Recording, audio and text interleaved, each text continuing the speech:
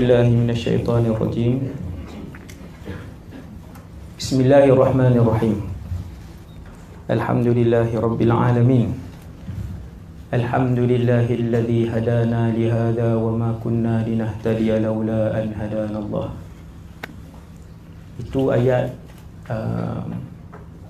bila seseorang melangkah pada hari pertama masuk dalam syurga, doa itulah yang dia akan baca. Alhamdulillahilladzi hadana lihada wa ma kunna linahtadiya laula an hadana Allah. Asyhadu an la ilaha illallah wahdahu la syarika lah wa asyhadu anna Muhammadan abduhu wa rasuluh wa safiyuhu wa khaliluhu khairu nabiyyin arsalah.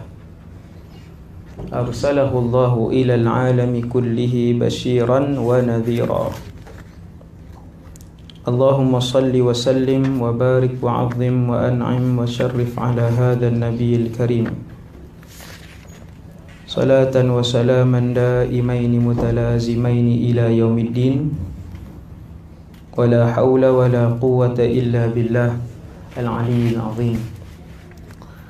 ولا حول ولا قوة إلا بالله العلي العظيم. ولا حول ولا قوة إلا بالله العلي العظيم. أما بعد.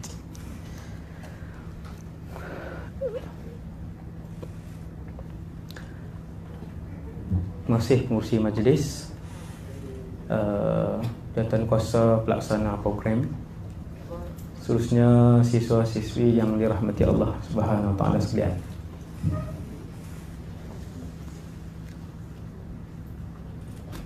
Ketika Nabi Adam diciptakan, siap, waktu tu dalam dunia ni seorang tu je lah manusia. Tempat tinggal di dalam syurga. Malaikat bukan di dalam syurga tau. Tempat tinggal malaikat ialah langit.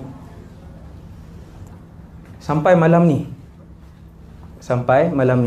ni maklumat ni, langit 1 hingga langit 7 penuh dengan para malaikat.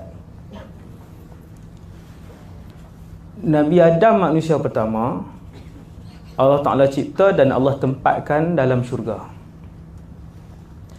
Waktu Nabi Adam telah diciptakan,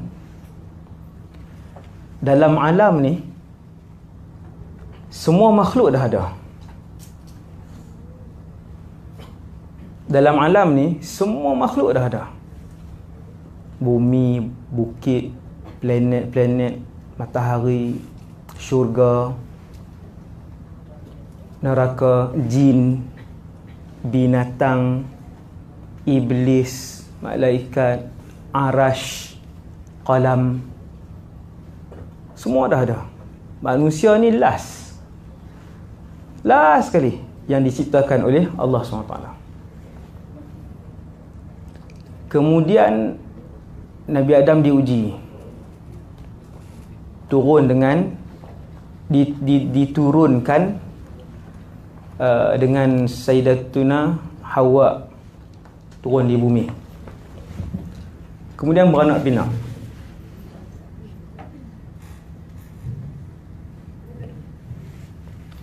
Kemudian Allah SWT pun pilih seramai 124,000 orang Nabi. Kita kenal 25 je tau yang wajib, yang ada dalam Quran. Siapa yang tadarus Quran, yang ada jadual membaca Quran harian, jumpa nama Rasul, tanda ada 25 orang, semuanya dalam Quran. Yang tu yang wajib kita imani. Ni lepas sikit. Duduk tanduk ni.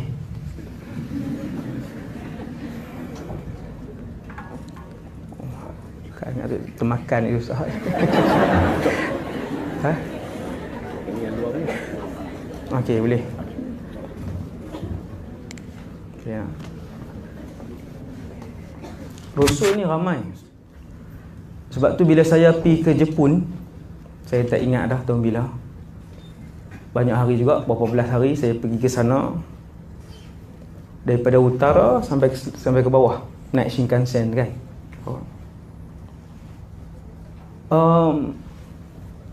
Saya mendapati rakyat Jepun ambil akhlak dan disiplin ni daripada mana?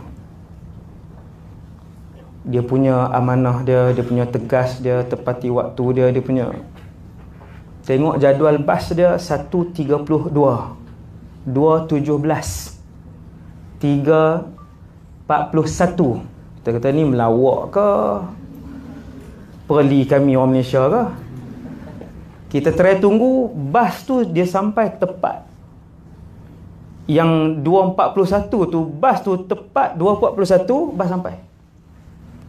Macam mana bas ni? Kami pun bincang. Okay, kalau lah ada tadi satu tempat 20 orang naik lambat, mesti dia lambat sampai sebab ramai naik. Tapi tak dapat jawapan. Macam mana dia boleh tepat? Saya dengan seorang pendakwah lagi, Ustaz Fazli Yusof, pendakwah pedalaman Sabah yang mengislamkan hampir 1000 orang. Di pedalaman dia buat 6 masjid, 7 masjid di pedalaman Sabah. Banyak benda bila sampai satu tempat kita pun fikir macam mana, daripada mana dia ambil akhlak ni. Kita naik gunung dia, sebut pilah sikit. Gunung di Jepun, nak pergi tengok tempat pengkebumian Islam terbesar di Osaka ke di, saya tak ingat dah waktu tu, Osaka ke tak silap saya. Waktu naik tu bersih lah, bersih semua, ada yang kan, air sungai dia daripada utara sampai selatan Jepun semua warna ni kan. Kita semua warna teh tarik tu kan. Air dia di mana-mana pipe di Jepun drinkable water dia tulis. Di mana saja pipe drinkable water. Orang yang berfikir dia akan tengok daripada mana datang disiplin ni. Takkan dia waris daripada atas. Mesti ada Nabi. Sebab tu bilangan tu sampai 124,000 kan. Pasti pernah sampai beberapa orang Nabi di sini yang mengajarkan akhlak mulia yang luar biasa dalam kehidupan mereka. Sehingga kan bila kita naik gunung tu, saya jenis perhati, bukan saya tidur main PUBG ke apa. Saya perhati dan saya melihat kan. Saya tengok hutan tu, saya melihat dengan akal dan mata saya. Saya nampak pokok-pokok tu dia tumbuh macam tu. 10 dalam soft. Dalam soft. Saya tanya driver tu, cakap bahasa Melayu lah, dia duduk di sana. Saya kata, ni memang dia tumbuh begitu ke? Macam mana ni? Maka dia jawab, tak, memang kerajaan dia yang tanam macam tu. Untuk duduk dalam barisan elok. Disiplin. Nak bagi tahu 124,000 orang Nabi itu telah pun habis dihantar oleh Allah Subhanahu Wa Taala habis. Nabi dan Rasul yang terakhir Muhammad ibn Abdullah sallallahu alaihi wasallam. Maka Nabi pun telah, yang terakhir itu telah pun diutuskan, dan baginda juga telah lama wafat. Bukan 18 tahun lalu, 1400 tahun yang lalu. Lebih kurang. Hari ni berapa? 1400? 1424. Ni zaman bila ni? 1440 tahun yang lalu Nabi hijrah.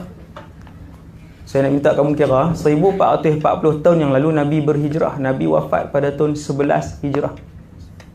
Kalau saya tanya, sudah berapa ribu tahun Nabi wafat? 440? Tolak? Jadi jawapannya? Kau jawab boleh balik awal. Lebih kurang ya, nak tahu kalau orang tanya bila berapa ribu tahun yang lalu Nabi wafat, yang tepat itu jawab dia. 1400 tahun yang lalu Nabi pun wafat. Maka Nabi bagi tahu pada para sahabat hadis yang sangat banyak tentang akhir zaman. Kata Rasulullah sallallahu alaihi wasallam, kalianlah umat yang terakhir. Nabi tunjuk kat para sahabat, bermaksud kepada semua umat Nabi Muhammad. Antum akhirul umam. Kalian adalah umat yang terakhir yang akan menginap di bumi ini. Dan selepas kalian tidak akan ada Nabi lagi, dan tidak akan ada Rasul lagi, dan tidak akan ada umat lagi yang hidup di atas bumi ini. Tak ada. Ini umat yang terakhir. Habis dah hujung dah. Kalau renung balik, manusia ni sudahlah yang terakhir. Kemudian Nabi Adam pula berapa puluh ribu tahun yang lalu, Nabi Adam. Kita pula sudahlah berada dengan Nabi yang terakhir. Nabi yang terakhir itu juga telah wafat 1400 tahun yang lalu. Dah begitu lama. Di mana kedudukan kita? Seandainya usia alam ini bermula daripada hujung layar ni sampai hujung layar ni, di mana kita malam ni? Sudah pasti semua boleh jawab, di hujung sana. Kemudian bila Nabi sebut kalian adalah yang terakhir, alam ini akan hancur.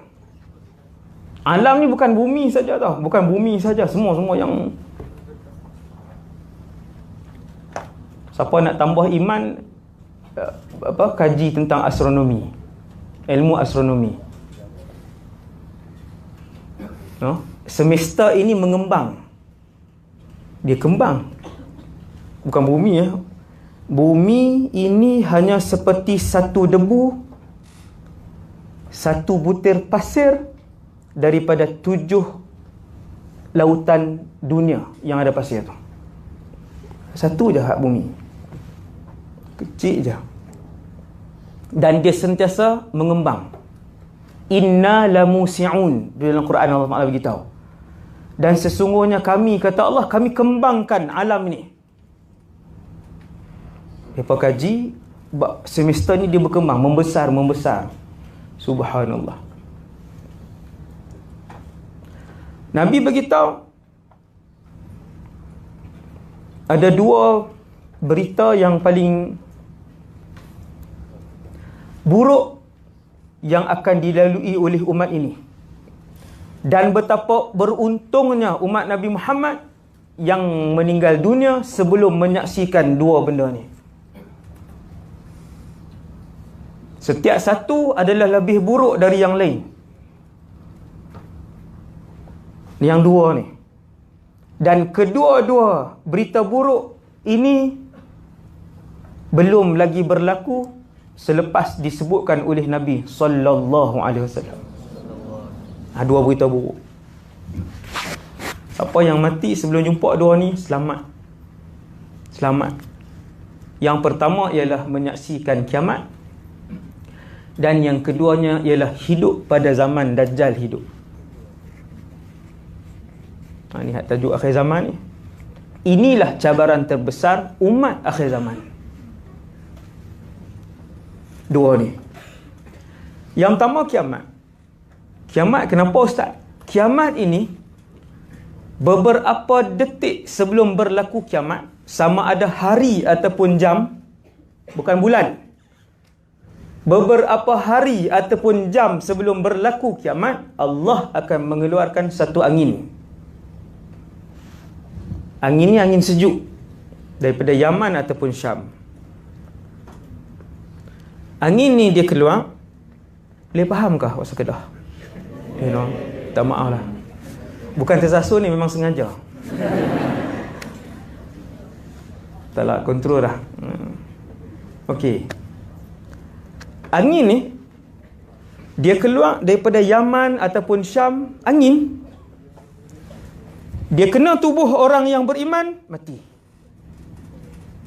Ketika itu juga, waktu angin itu keluar menyapa orang akan sebut, seorang mati di masjid, seorang mati di jalan, seorang mati di pasar, seorang mati di, orang akan sebut ayat tu bila angin tu kena.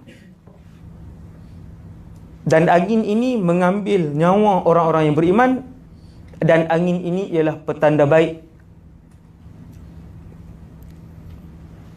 Apabila angin ni kena kepada semua orang beriman yang ada dalam bumi ni keseluruhannya, semua yang beriman, walaupun dengan kuantiti iman sebesar zarrah, dia akan mati.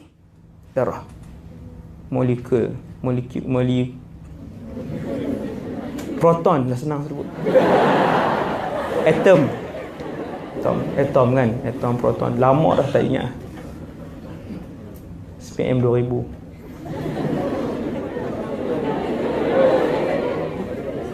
Mata Mahmud. Okey. Nabi sebut yang berbaki di dalam dirinya iman sebesar zarrah pun akan mati. Sehingga ada di kalangan yang mati itu, mereka hanya tahu mengucap sahaja la ilaha illallah Muhammadur Rasulullah, tak pernah melakukan ibadah, tapi dia Islam. Mahal Islam. Islam, dia tak pernah hina Islam. Ini penting. Dia tak pernah syirikkan Allah. Yang ini penting. Dia tak pernah mempersendakan agama. Dia Islam. Islam yang lemah, iman yang lemah, tapi jangan sampai mempersendakan agama. Ingat, hati-hati. Allah nilai Islam dan iman itu. Allah hargai iman dan Islam itu. Bukti dia hadis ni. Nabi kata, walaupun ada yang berbaki iman sebesar zarrah tu, bukan tahu apa pun bahasa Islam, tak pernah beribadah pun, tapi dia mengucap dan dia hormat agama yang dia pegang, yang dia anuti. Jaga yang tu, maka mati. Dan yang berbaki ketika itu hanyalah kafir yang akan kekal di dalam neraka Jahannam selama-lamanya sahaja. Maka para pelajar sekalian, ilmu maklumat, seandainya wal'iyadzubillah, kita di kalangan yang menyaksikan kiamat, ketahuilah ketika itu kita adalah bakal ahli neraka Jahannam yang takkan keluar selama-lamanya. Besar zarrah pun tak ada iman dia kalau dia tengok kiamat. Maka menyaksikan kiamat adalah satu benda yang cukup menggerunkan para Nabi dan Rasul. Cuma semua Nabi dan Rasul bagi tahu benda gembira, berita gembira kepada umat mereka apa dia? Kalian takkan saksikan kiamat, kerana yang akan saksikan kiamat hanyalah sebahagian umat Muhammad sallallahu alaihi wasallam. Faham tak? Yang 313 Rasul, 312 Rasul ada 313. Yang 124,000 tu Nabi. Rasul 313 yang ada umat. 312 Rasul, mereka boleh bercakap dan bagi tahu berita gembira kepada umat mereka, kalian takkan saksikan kiamat. Kerana kiamat hanya akan disaksikan oleh sebahagian umat Muhammad SAW. Wal'iyadzubillah. Yang ni yang paling gerun sekali. Suasana kiamat. Kiamat ni bukan bumi saja. Sekali dengan langit. Seluruh isi langit. Termasuk malaikat lah Ustaz. Tadi Ustaz kata malaikat di langit. Ya, termasuk malaikat akan mati. Yang ini kita tak perasan. فَإِذَا نُفِخَ فِي الصُّورِ,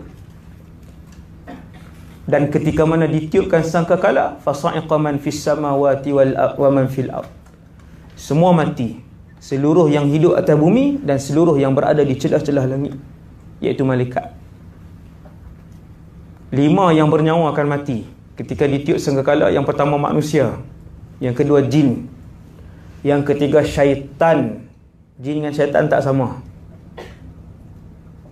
Sebab jin di padang mahsyar dia ada timbang pahala dan dosa. Syaitan tak. Jin, syaitan, malaikat, manusia, binatang. 5 yang bernyawa akan mati serentak. Fasa'iqa man fis samawati wa man fil ard, serentak. Yang tu yang pertama, kata Rasulullah, yang cukup merisaukan. Kemudian yang kedua, yang menanti umat akhir zaman ni, ialah hidup pada zaman Dajjal.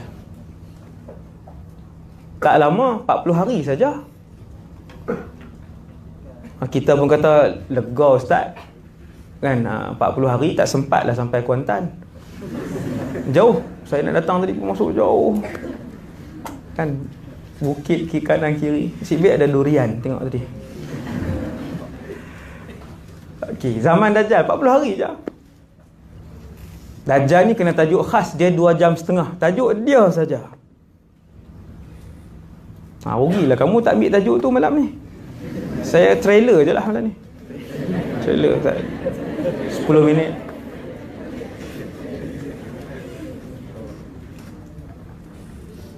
Zaman Dajjal. Semua Rasul, kata Nabi Muhammad, kesemua Rasul memberikan amaran dan peringatan keras kepada umat masing-masing tentang zaman Dajjal.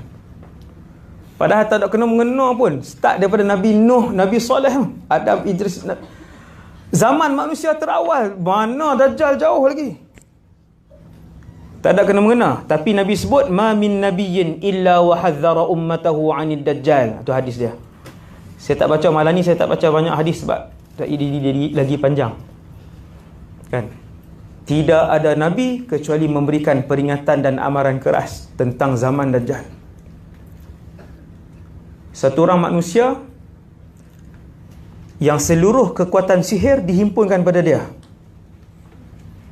Yang kamu dengar sihir zaman Fir'aun, sihir Babylon, turun malaikat Harut wa Marut yang pakai sihir tu. Tu tajuk lain tu. Malaikat Harut dan Marut 1 jam setengah. Rugi lagi tak ambil tajuk tu. Malaikat Harut dan Marut turun dan pakar sihir. Cukup lah dekat tu. Saya masuk tajuk tu pula. Seluruh kekuatan sihir yang pernah ada terhimpun dalam diri Dajjal. Sebab tu kalau dia pergi ke kuburan, dia buat macam tu je. Dihidupkan orang yang mati. Muka ibu dan ayah. Dia panggil seorang. Dia manusia tau, bukan tangan 12 tangan, sayap 6, kaki 2, tangan 2, jari 10. Manusia biasa. Mata 2, bukan 1 di tengah. Tu kartun apa? Kartun apa tu? Semua tengok, bagus, alhamdulillah. Dajjal ni mata 2. Mata 2, mulut normal, tangan. Bila dia datang, dia panggil satu orang. Aku Tuhan. Itulah ayat yang dilaungkan oleh Dajjal. Di mana-mana sahaja Dajjal sampai bersama dengan tentera-tentera dia. Tidak ada kampung dan lorong di atas bumi ini illa habattuhu. Habattuhu. Aku akan sampai ke tempat itu. Dajjal sebut, mesti sampai. Sejauh mana pun kawasan daerah itu. Sahabat pun heran, sahabat tanya, ya Rasulullah, laju ke Dajjal ni? Nabi kata, ya. Seperti awan yang ditiup angin kencang. Kita pun bayang Goku. Zaman tu zaman kami punya kartun tu, nampak tak ada, nampak tak kenal? Kenal? Bagus tengok Goku. Naruto lagi tengok. Hasbunallah wa ni'mal wakil. Itulah penyakit umat akhir zaman. Antaranya kita lah sama. Ya Rasulullah, lajukah Dajjal? Nabi kata laju. Seperti awan yang ditiup angin kencang. Angin kencang, balik Google tengok berapa kelajuan dia. Boleh mencecah berapa ratus kelajuan dia. Laju.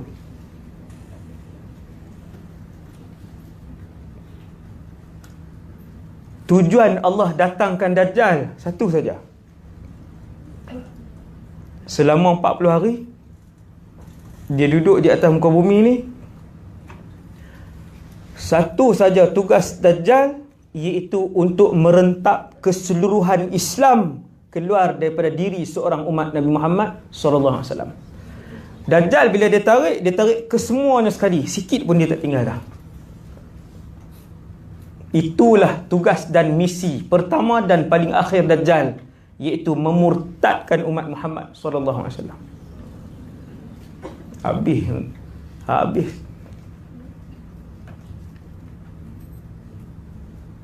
Orang hari ni kamu kata, Ustaz, bila dah tahu Dajjal takkan nak ikut. Lady Gaga orang tak ikut Lady Gaga. Berapa ratus juta follower dia, tak ikut. Ellen yang host apa, berapa puluh juta pengikut dia, lesbian, kahwin dengan perempuan tu. Dia perempuan kahwin dengan perempuan. Ikut orang tu. Ustaz tahu takkan Ustaz tak ikut? Payah kan. Saya dari tu ada ceramah tentang tajuk ni, LGBT tu. Jadi saya kaji ya. Saya tak cakap kosong. Saya kaji tengok ada show. Saya tengoklah apa dia. Oh, dia ni baru boleh buat contoh, baru boleh ceramah. Hasbunallah wa ni'mal wakil. Orang ikut. Bashar al-Assad, pembunuh tertinggi dunia sekarang ni di Syria, yang dah menang balik sekarang ni. Saya belajar di Syria, di Dimashq, Syria. Tadi pengurusi sebutkan Damsyik tu. Dimashq ke Damsyik ni? Patutnya dia sebut Damascus kan, English tadi. Betul, bila sikit takat tu je tahu. Sebab dia sebut Shi tu yang geram tadi. Okey.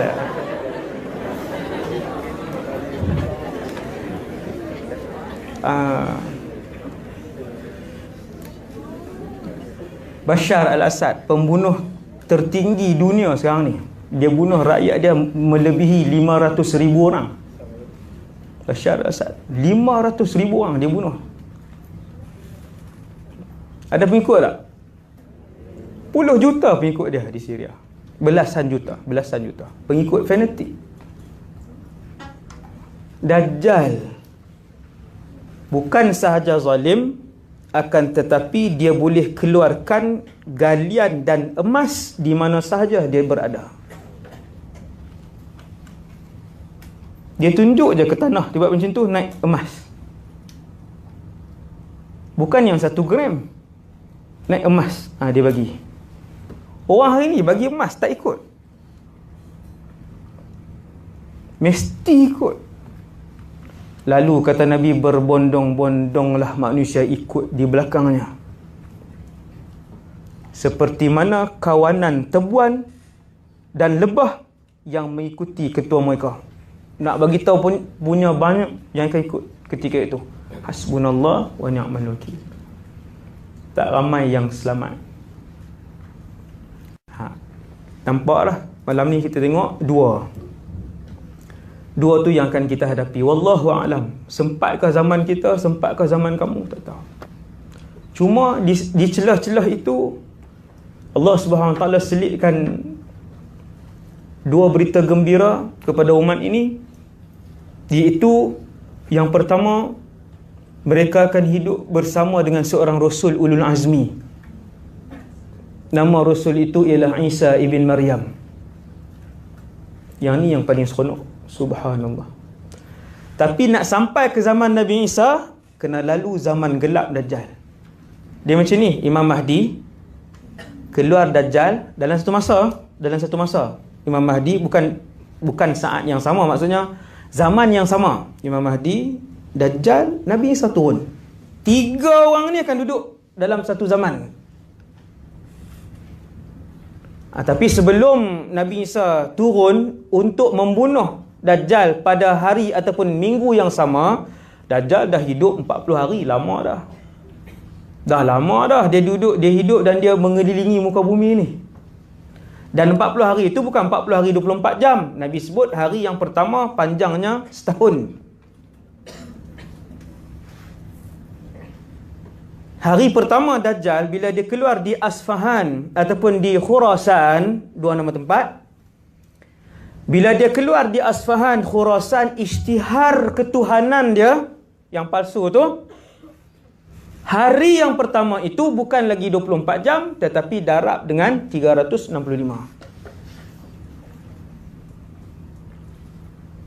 Maksudnya ustaz, jadi ribu-ribu jam lah. Lebih kurang berapa kali ingat? 3, 6, 5, 24, 8,000. Lebih kurang kan? 8,000 jam tu lah kena hadapi untuk habis satu hari. Simbolik ustaz, Nabi nak beritahu yang tu simbolik masa tu panjang ke memang hari pertama tu sepanjang setahun? Para ulama kata hari pertama itu sepanjang setahun. Bukan simbolik. Memang hari pertama itu sepanjang setahun. Apa bukti dia? Saya sebut sikit je. Bukti dia ialah bila para sahabat tanya, "Ya Rasulullah, pada hari pertama Dajjal keluar itu, adakah kami solat 5 waktu juga?" Kalaulah ia hanya sekadar simbolik untuk bagi tahu kata hari pertama tu panjang, maka Nabi akan jawab, "Ya." Banyak 5 waktu lah. Tapi Nabi jawab apa? Nabi kata, tidak. Hari pertama itu tak cukup 5 waktu. Uqduru lahu qadra. Kamu mesti buat anggaran. Dah masuk lagi subuh. Dah masuk lagi zuhur. Sudah masuk lagi asar. Anggaran macam mana? Sekarang ni ada jam. Kan? Kita tengok jam, walaupun cuaca dia tak berubah, dia gelap je. Gelap lama. Kemudian dia cerah lama. Siang tu lama. Maka kita tengok jam, bila dah 4 jam, kita solat zuhur. Daripada zuhur ke asar berapa jam? 2,5. Okey, 3 jam lebih kurang. Okey, selepas 3 jam, mesti solat asar. Itu fiqh pada zaman Dajjal. Itu fiqh pada zaman Dajjal. Mesti semayang. Banyak tu.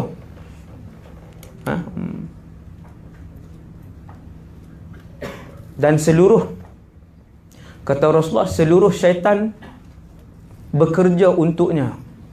Kamu bayang tengok, seluruh syaitan. Syaitan ni dapat 3 ekor pun jadi lah. Seluruh syaitan bekerja dengan Dajjal. Dia mengarahkan ke mana saja mereka nak pergi. Dia arah. 100 orang pergi, syaitan pergi sini. 80 pergi di sini. 500 orang pergi ke sini. Dia arah. Kan? Inna lillahi wa inna ilaihi raji'un. Maka kita pun melakukan persiapan. Yang tu muqaddimah untuk ceramah malam ni. Dah setengah dah tu. Separuh dah. Okay, sekarang kita di mana? Maka para sahabat tanya, "Ya Rasulullah, bila kiamat?" Dah Nabi bagi tahu umat ni menyaksikan kiamat. Bila kiamat? Maka Nabi pun bagi tahu kepada para sahabat di hadapan Jibril. Jibril ada waktu tu. Rupa paras manusia lah, kena ingat lah. Macam pelik je bunyi. Ya, Jibril bila berjumpa dengan Nabi, dia akan berubah, menjelma sebagai seorang manusia. Dia nak balik, baru dia terbang, tukar balik dengan rupa paras dia yang asal. Nabi jawab dalam hadis yang semua orang tahu, iaitu Nabi kata, "Aku pun tidak tahu, yang bertanya pun tidak tahu bila kiamat." Yang bertanya tu Jibril ketika tu.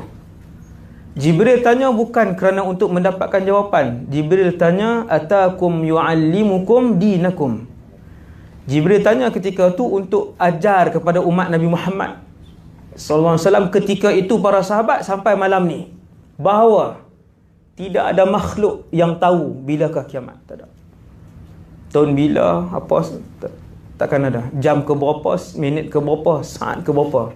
Tidak ada makhluk.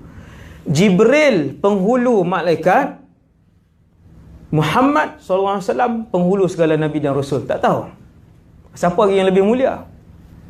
Sebab tu hati-hati, no?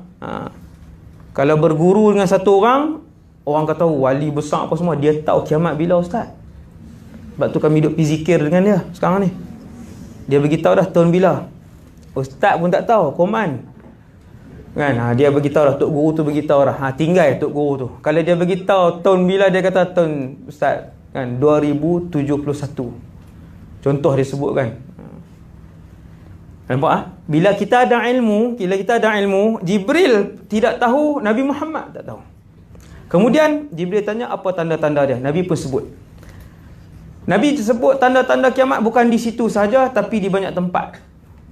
Puluhan tempat. Maka ulama-ulama hadis himpun. Tanda kiamat ada dua. Besar, kecil, besar. Tanda kiamat yang kecil ni, kalau kamu buka sekarang pun tanda-tanda kiamat, kamu boleh baca depan saya 60, 70, 80, 110, 120, semua telah berlaku. Tapi kena refer kepada ustaz yang pakar tentang akhir zaman ni. Kan? Contoh tanda kiamat Nabi sebut kasratul aqlam. Pen menjadi banyak. Semua orang menulis. Ramai orang menulis. Kamu tengok zaman ni. Semua orang boleh tulis. Dalam Insta, dalam WhatsApp, dalam Facebook, semua orang menulis. Kasratul aqlam ni disebut tanda kecil berlaku. Kemudian sampailah malam ni, kita ni 2019 ni,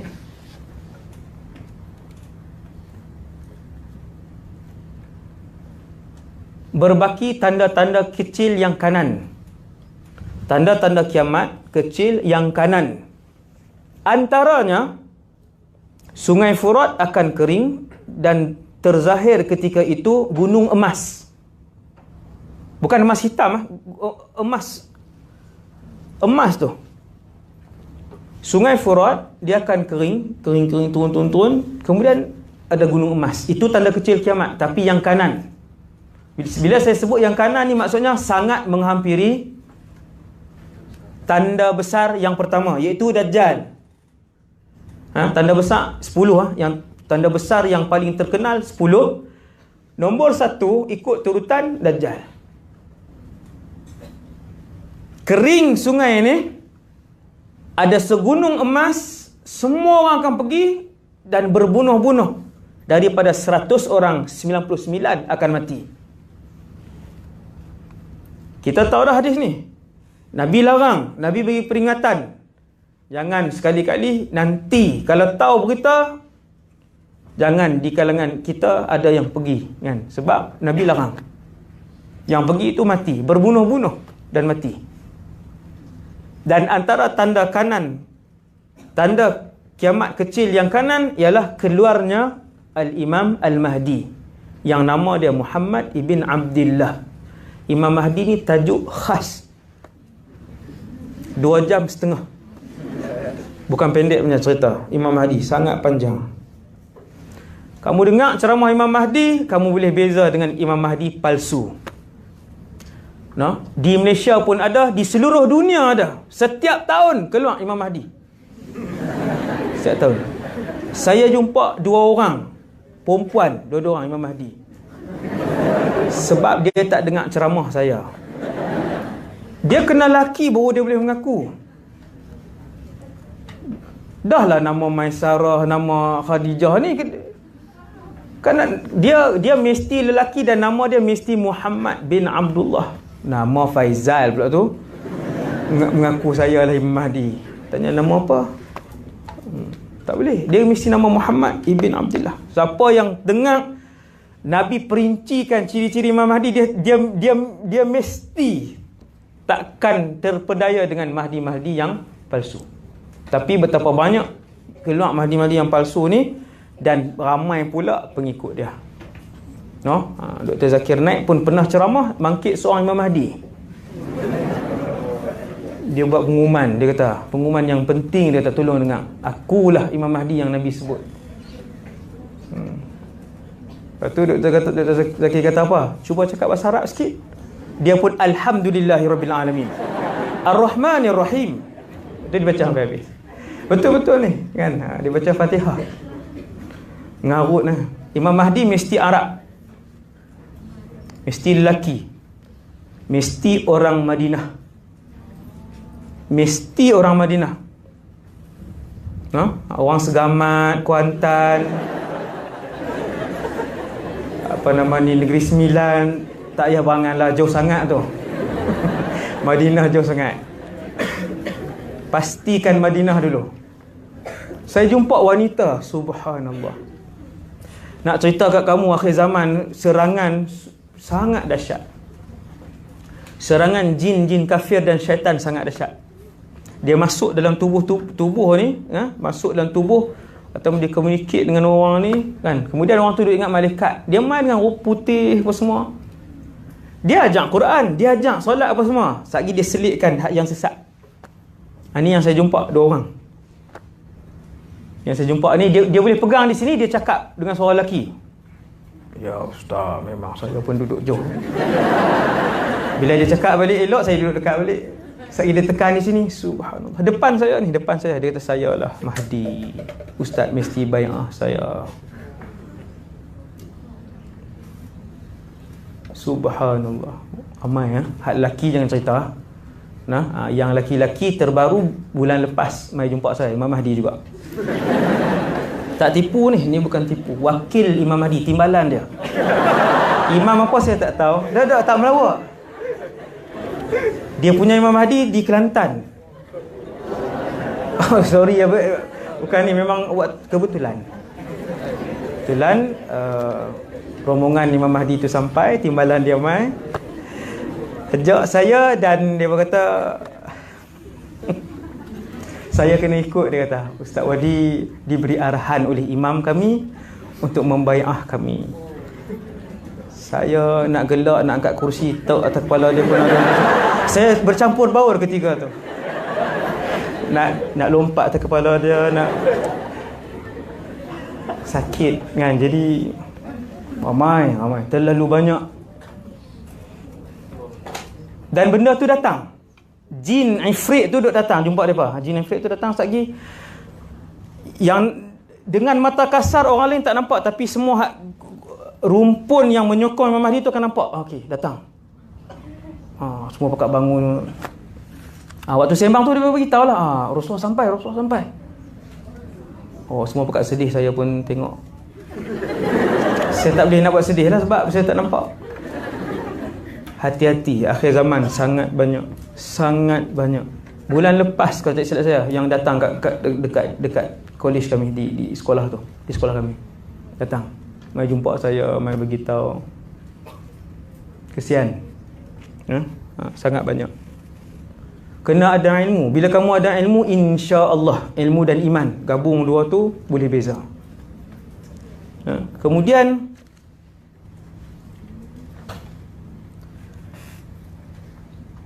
dekat dengan kemunculan Dajjal, Nabi bagi tahu beberapa hadis. Kalau ni saya nak cerita 2 hadis. 2 hadis ni. Siapa yang selalu tengok YouTube saya, dia dengar dah lah ni. Dekat dengan kemunculan Dajjal, Nabi bagi clue. Hadis kedua-dua hadis sahih.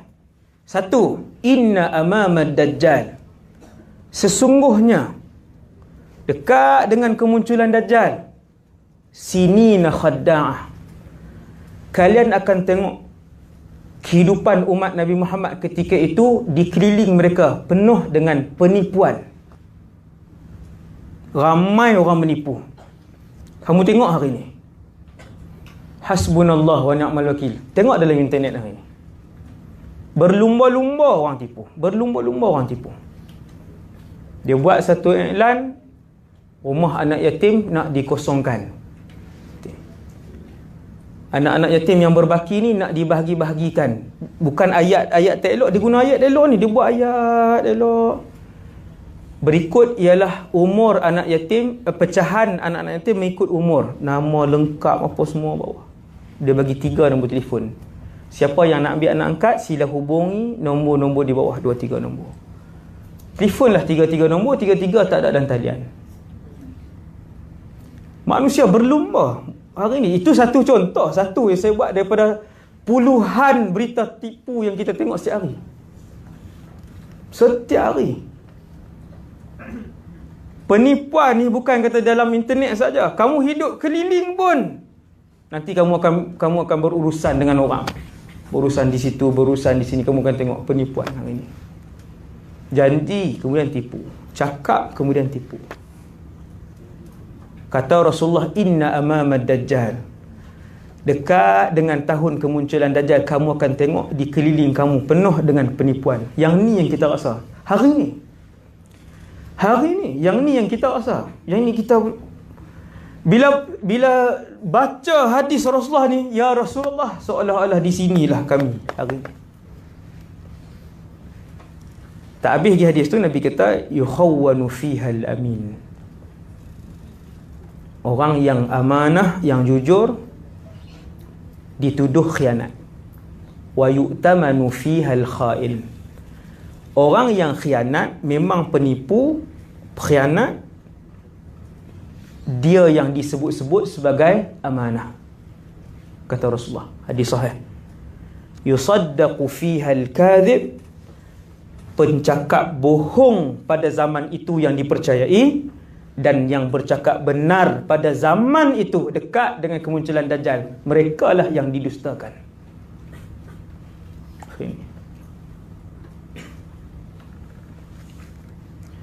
Saya tengok ada satu cahaya aja yang paling kuat sekali di akhir zaman ni. Semua orang tahu. Ada satu cahaya saja yang paling kuat di akhir zaman ni, yang nak suluh kepada kamu untuk kamu melihat kebenaran selain daripada ilmu, iaitulah yang diajarkan oleh Nabi, surah Al-Kahfi. Surah Kahfi. Ni saya bukan nak main setiap tahun sini kan, ni nasihat saya. Mungkin yang ni je kita berjumpa. Maka nasihat saya untuk umat akhir zaman ni, dalam keadaan fitnah dan pembohongan yang kamu tengok menjadi macam gelap gelita sampai kita tak, yang berita mana yang betul sebenarnya ni dalam internet ni. Kalau tokoh-tokoh besar sakit, Ahad mati, Isnin hidup, Selasa mati, Rabu hidup balik. Kita yang mana satu ni? Sekejap mati, sekejap hidup. Berapa kali mati, berapa kali hidup dah. Saya sendiri berapa kali kahwin, berapa kali cerai. Tiba-tiba orang kata kahwin pula Ustaz Wadi. Oh, orang kata Ustaz tak panggil pun, tak jemput. Jemput apa pula ni? Berita. Yusaddaqu fiha al-kadhib wa yukazzabu fiha as-sadiq. Selesai hadis tu. Nabi kata, kamu akan tengok dekat-dekat dengan kemunculan Dajjal, berita palsu itulah yang paling banyak disebarkan dan dipercayai. Betul tak? Dapat share, tak ada tabayun. Sebab apa? Kerana tiada iman, kerana kurang iman. Tabayun itu selidik dan pastikan kesahihan. Konsep dan akhlak tabayun disebut oleh Allah dalam Quran. Ya ayyuhallazina amanu in ja'akum fasiqun binaba'in fatabayyanu. Tabayyun ialah satu prinsip akhlak mulia orang Islam. Lawan tabayyun Ustaz, wa idza ja'ahum amrun minal amni awil khawfi adha'u bih. Perangai orang fasik, perangai orang munafik, dua kumpulan ni, perangai mereka dapat apa sahaja, ni Quran sebut. Apa saja mereka dapat, berita baik ke tak baik ke, berita apa saja, adha'u bih, mereka mesti sebar. Maksudnya apa? Maksudnya dia akan share. Dia tidak tabayun. Kerana dia munafik dan kerana dia fasik. Hati-hati.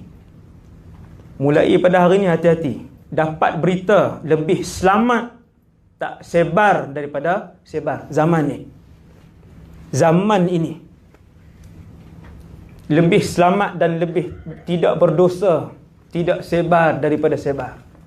Kadang dia kata nasihat, kadang hadis merapu pula. Hadis palsu maksud saya kan. Hadis palsu pula. Maksudnya akhir zaman ni lebih selamat tak sebar lah. Tadi tajuk apa tadi? Apa dia tadi?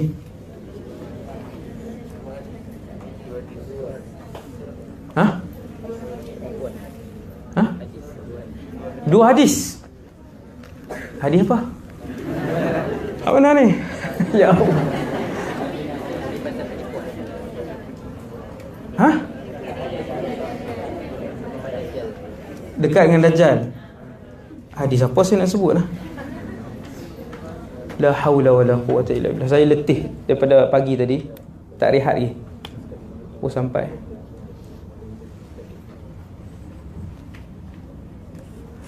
hadis tadi yang dekat dengan Dajjal.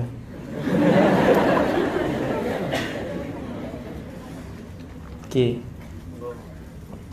Inna amama Dajjal, satu. Hadis yang kedua pun masyhur, ramai yang dah tahu ni. Tengok ceramah kan. Hadis kedua sangat masyhur. Yang ni lebih menakutkan. Yang ni lebih menakutkan. Apa yang perlu dilakukan oleh umat akhir zaman. Dalam hadis ni kita akan hurai. Persiapan. Hadis yang kedua ini sahih. Saya sekarang ni saya duduk ceramah, saya sebut hadis ni sebab saya tak jumpa seorang lagi pun yang membacakan hadis ni. Iaitu hadis sehari sebelum Dajjal keluar. Ni lagi dahsyat. Hadis ni sehari sebelum Dajjal keluar. Sehari 24 jam sebelum Dajjal keluar. Bagaimana keadaan dia? Nama hadis ni ialah fitnatul ahlas was-sarra wad-duhaima. Ahlas, sarra, duhaima. Beberapa ketika sebelum Dajjal keluar, saya tak tahu berapa sebab 3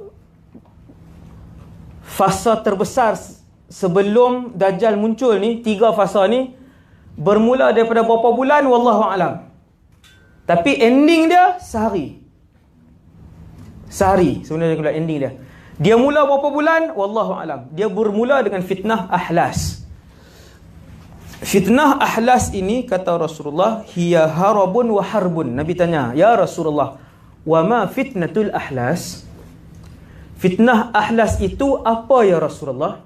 Kamu tengok 3 gelombang fitnah sebelum hari kemunculan Dajjal. 3 ni, 3 fasa.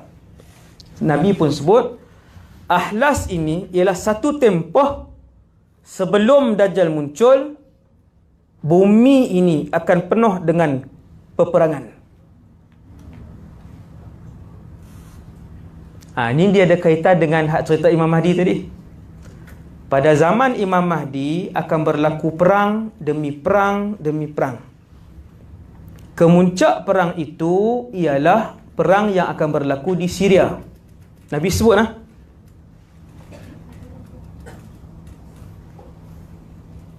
saya tak ingat nama tempat. Nabi sebut nama daerah itu. Daerah itu ada sampai hari ni di Syria. Kalau pergi hari ni 2019 ni, pergi ke situ, di situ tidak ada penempatan, kosong. Kerana di situ akan terjadi perang Malhamah Al-Kubra, Al-Malhamatul Kubra, Armageddon tu.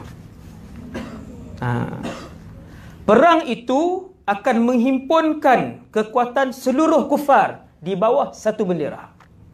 Mereka bergabung. Dan ketika itu orang Islam, hanya orang Islam sahaja.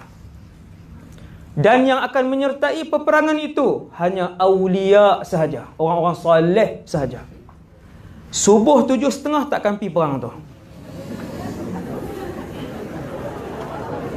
Main bola seluar pendek takkan pergi perang tu. Mustahil. Isap rokok takkan pergi perang tu. Mustahil. Hanya awliya dan salihin saja. Sebab peperangan itu peperangan yang besar. Melihat kepada jumlah tenteranya sahaja membuatkan tentera Islam yang kali pertama tengok berundur. Baru tengok tentera kafir. Dia sebelum tu ada satu lagi perang, iaitu orang Islam bergabung dengan satu kufar, berperang dengan kufar yang lain. Kita gabung dulu, kan? Kemudian yang fasa yang kedua, yang tu pun besar dah. Fasa yang kedua, kufar kesemuanya bergabung. Ketika tentera Islam sampai, ini yang belum ditapis. Yang bila dengar Imam Mahdi dibai'ah di Makkah, Imam Mahdi dibai'ah di Makkah, mesti di Makkah. Bila dengar Imam Mahdi dibai'ah, pakat pi. Yang semangat atas dasar apa? Atas dasar semangat, atas dasar ilmu, atas dasar iman, atas dasar ikut kawan. Berimpun. Pergi ke Baidak, bukan Baidak. Apa nama, siapa tahu? Siapa ingat? Dekat Syria tu. Bukan Gaulan, bukan. Gaulan. Ini dia di Halab, di Aleppo. Bukan Rutah benteng. Rutah benteng pertahanan terkuat umat Islam. Perang di tempat lain, jauh. Rutah di Dimashq. Rutah di Dimashq. Saya tak ingat dah. Sampai di sana, tarik diri. 1/3 tarik diri. Belum mula perang, baru tengok jumlah tentera. Maksudnya terlampau ramai yang bukan Islam. Maka Nabi sebut, waktu tu Dajjal belum keluar. Waktu Imam Mahdi ketika dia keluar, dia dibai'ah di Mekah apa semua, Dajjal belum keluar. Selepas dia pimpin perang 1, perang 2. Selepas itu, habis perang terbesar dunia, perang terbesar dalam sejarah manusia, habis orang Islam menang, Dajjal keluar. Maka Nabi sebut fitnatul ahlas, itu ialah fitnah yang ketika itu kamu akan tengok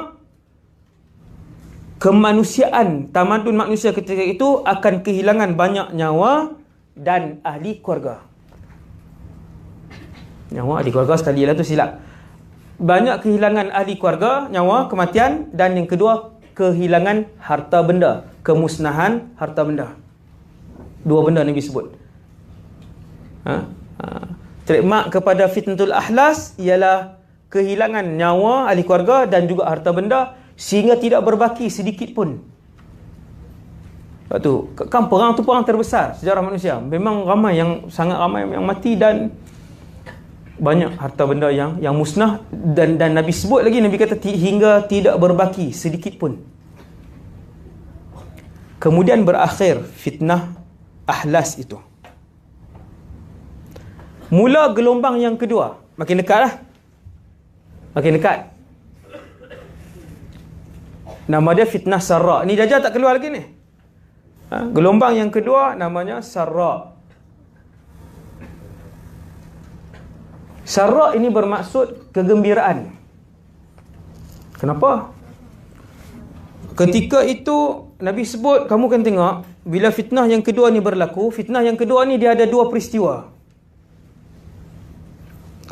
Manusia akan jadi seronok begitu jauh dengan Allah. Habis perang tadi, bangun balik, dibangunkan balik tempat-tempat yang rosak semua ni, manusia jadi jauh, jadi berfoya-foya, jadi seronok. Keadaan manusia yang jauh daripada Allah itu, yang ni yang pelik, sangat pelik. Apa dia? Dakhanuha min rajulin min ahli baiti yaz'umu annahu minni wa laysa minni. Tu teks Arab dia, hadis sahih. Yang ni sangat pelik, iaitu kelekaan manusia ketika itu dipimpin oleh satu orang daripada keturunan Rasulullah. Ahlul bait min ahli baiti, Nabi kata, dia daripada aku dari segi keturunan. Atau adapun dari segi manhaj yang dia bawa, Nabi kata dia tidak membawa manhaj dan ajaran yang aku bawa. Lelaki itu, subhanallah. Kita jadi lagi celaru. Belajar siswa-siswi sekalian. Kita jadi lagi celaru. Ahlul bait, ya, ahlul bait, darah Nabi, keturunan Rasulullah dia. Tetapi dia yang menyesatkan orang. Nabi sebut dia yang menyesatkan orang. Dia keturunan aku, darah daging aku, akan tetapi dia tidak membawa manhaj dan ajaran aku. Hati-hati akhir zaman nanti. Ni waktu zaman ni. Kemudian laki-laki tu mati. Kata Rasulullah, fitnah yang kedua ni kamu akan tengok dalam fitnah Sarra ini, bahawa kamu akan melantik satu orang lelaki yang tidak layak untuk memimpin. Lelaki yang bodoh tetapi disukai oleh orang ramai. Siswa-siswi sekalian, semua tanda yang Nabi bagi tahu ni, yang mini sudah dilihat. Yang mini dia. Kepada tanda besar tadi. Semua yang Nabi sebut ni. Allah tunjuk dulu yang muqaddimah dia. Nabi kata, kalian akan melantik satu orang pemimpin kawarikin ala dhilang. Inilah yang tu jadi panjang. Perumpamaan yang Nabi buat itu nak bagi tahu satu orang pemimpin pegang tanggungjawab yang besar tapi dia bodoh. Dia tak mampu. Dia bercakap orang tahu dia tak mampu memimpin. Otak dia tak mampu memimpin. Dia tak mahir dalam ilmu kepemimpinan. Lagi ni. Kemudian habis. Selesai fitnah Sarra. Kemudian fitnah yang ketiga. Gelombang fitnah yang ketiga dan yang terakhir, iaitu pada hari itu Dajjal muncul. Subhanallah.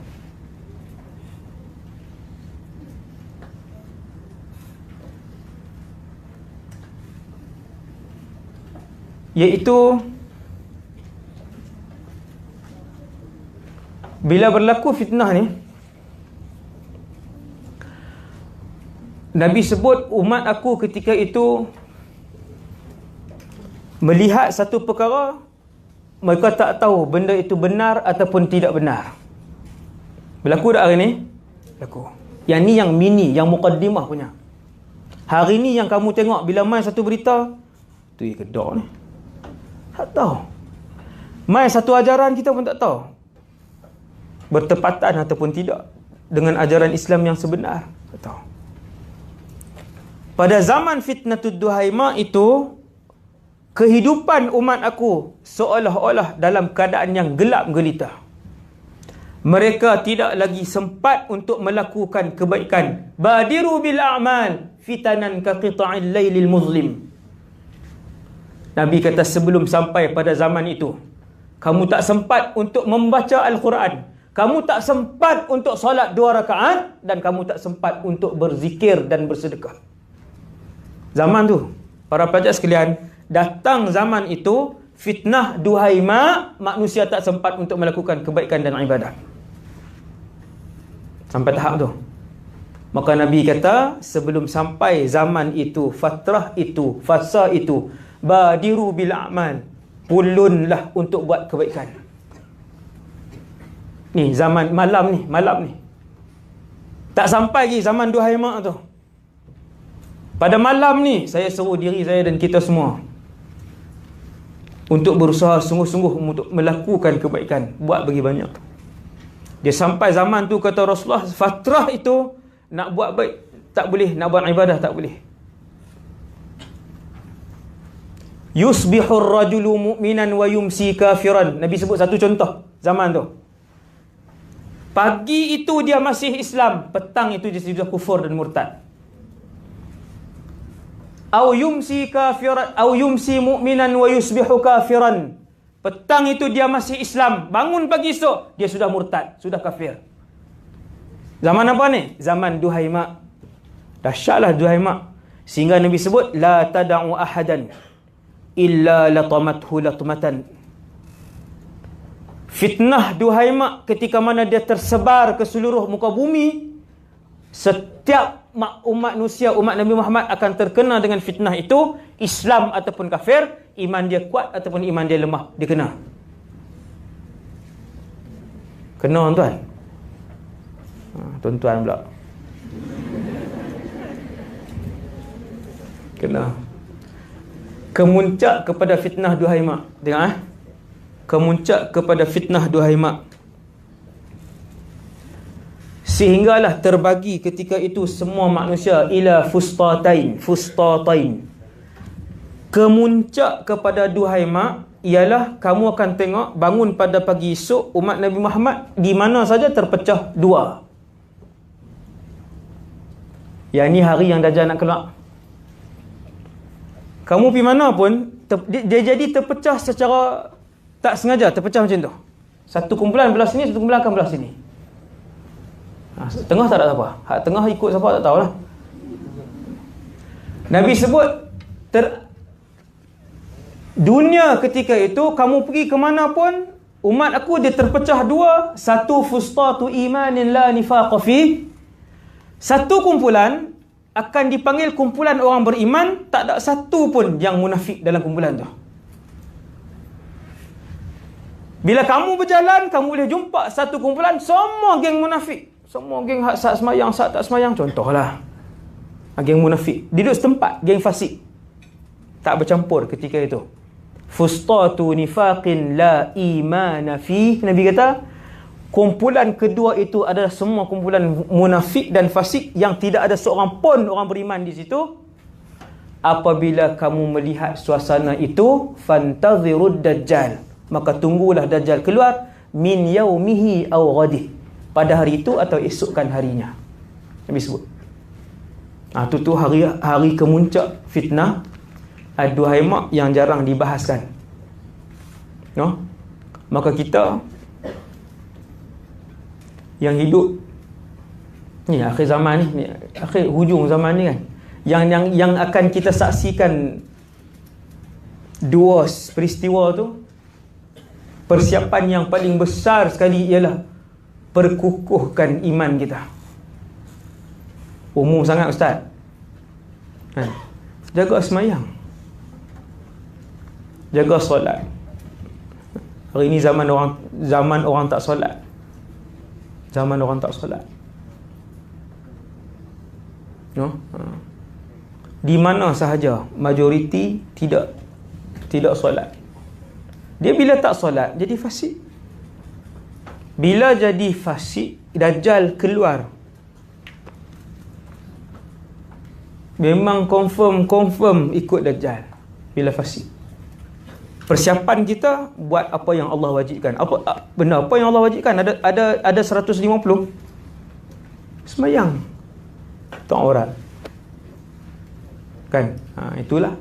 Lepas tu bina kan, bina iman yang kukuh. Dengan apa yang diajarkan oleh Rasulullah, yang paling kuat sekali ialah mengamalkan surah Kahfi. Ayat 1 hingga ayat 10, dan tempat yang kedua jangan tinggal. Ayat 101 hingga ayat 110. Jangan tinggal. Mulai malam ni kamu akan tengok bagaimana Allah memimpin hidup kamu untuk membezakan di antara satu benda yang ada fitnah dan satu benda yang tak ada fitnah. Kamu boleh nampak, no? Boleh rasa sangat kuat.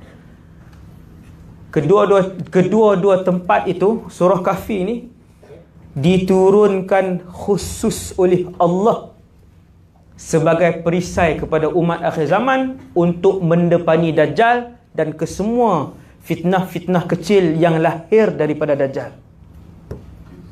Kamu amal, kamu sampai boleh, insya-Allah satu hari kamu boleh tahu keluar satu benda urusan yang ni fitnah.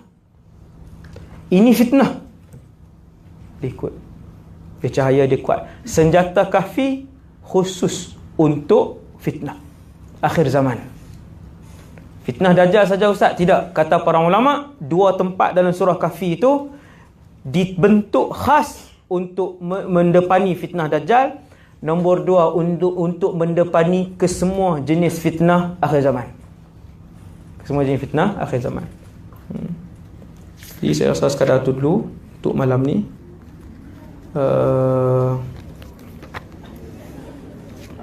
Untuk tajuk akhir zaman ni, kalau ada soalan, siapa yang lama lah tanya soalan tu boleh bersama-sama pada malam ni insya-Allah.